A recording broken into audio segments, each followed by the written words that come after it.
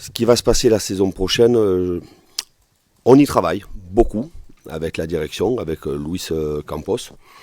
Il y a évidemment ce que nous souhaitons faire, mais il y a aussi les positions des joueurs, les positions des uns et des autres, le club, les joueurs, ce que nous devons modifier de manière assez importante, ce que nous devons améliorer de manière assez importante pour être encore plus compétitifs.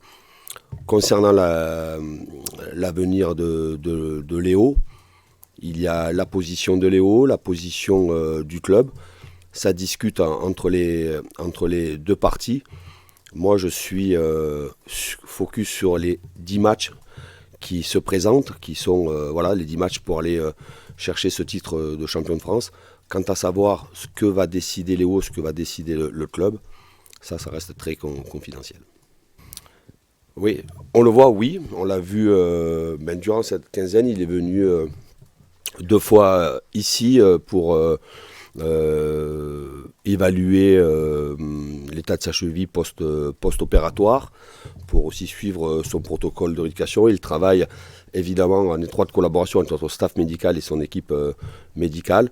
Après, il y a des échanges. Aujourd'hui, la technologie nous permet d'avoir des échanges assez facilement par téléphone. On suit évidemment son process de rééducation.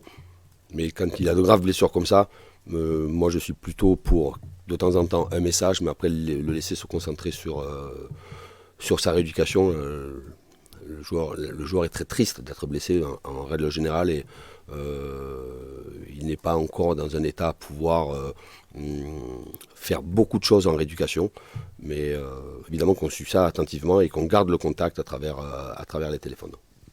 Personnellement, avec beaucoup de détermination, beaucoup de lucidité. Est-ce que le titre va se jouer là ?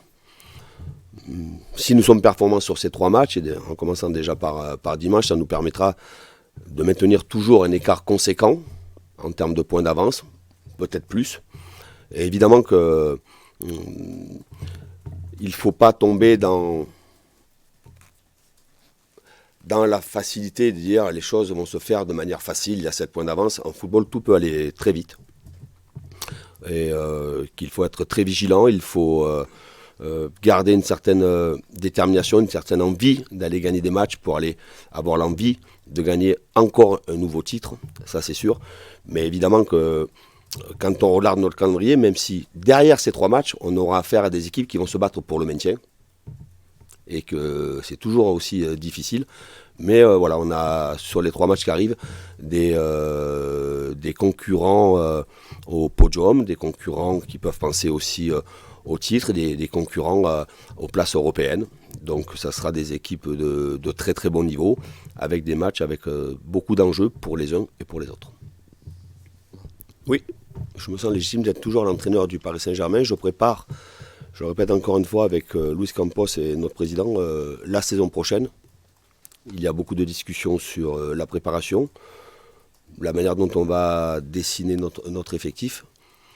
Mais quand même, mon quotidien, c'est les 10 matchs avec la grande détermination d'aller chercher le titre champion de France.